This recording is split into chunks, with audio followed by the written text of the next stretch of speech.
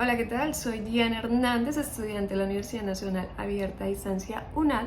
Hago parte del curso de Sociología y ya estamos en la fase final y para este momento había que seleccionar o elegir un documental para el cual he seleccionado El Corral.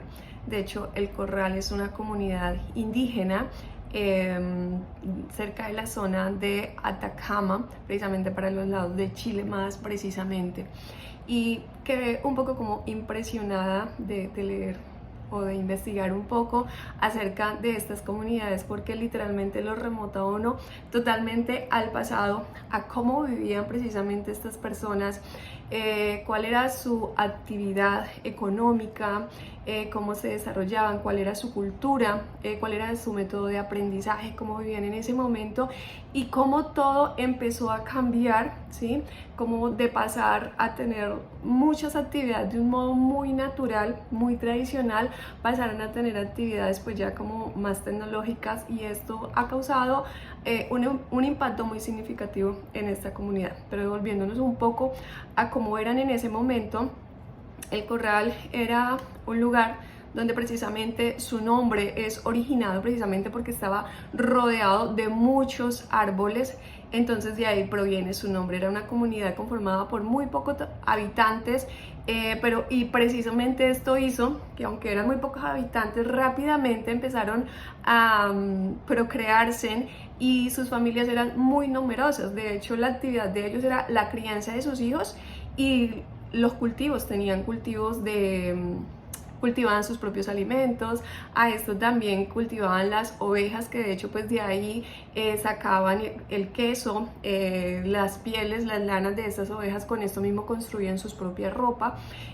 Pero sus familias empezaron a crecerse y a hacerse muy numerosas, y empezaron a ver la necesidad de que necesitaban un lugar donde sus hijos pudieran ir a tener información. Así que ahí, más o menos para la década de los 40, construyeron su primera aula. Esta construcción pues por supuesto la hicieron de los mismos materiales que ellos tenían en ese momento, ¿verdad? Que era precisamente como la paja, la madera y el barro.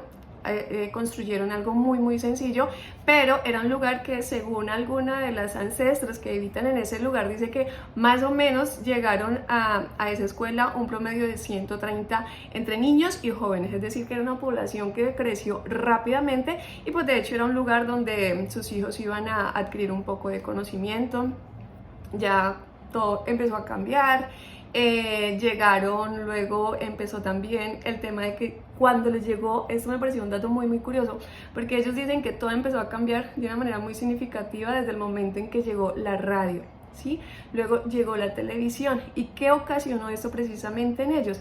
Que ya las actividades que ellos tenían, que era de una manera muy natural, donde cultivaban su tierra, labraban su tierra, los juegos, todo lo que hacían eran de una manera natural, ahora empezaron a haber unos distractores que hacían que la vida de ellos fuese muy diferente. Y en cuanto a la labor, en cuanto al trabajo que ellos desempeñaban, pues llegaron ya nuevas personas a esa región, personas que digamos, en ese sector, en El Corral, también había o existe una mina de oro. Por supuesto, esto hizo que otras personas vinieran y querer tomar sus terrenos para empoderarse de eso.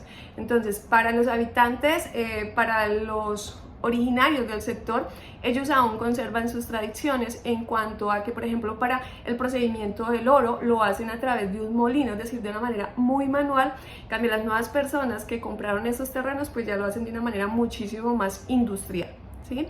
Entonces, y por ejemplo, ellos aún también lo que es el trigo lo procesan de una manera muy manual. Entonces vemos cómo a través del tiempo, de hecho esto es lo que nos brinda o nos permite precisamente la sociología, que nos permite poder realizar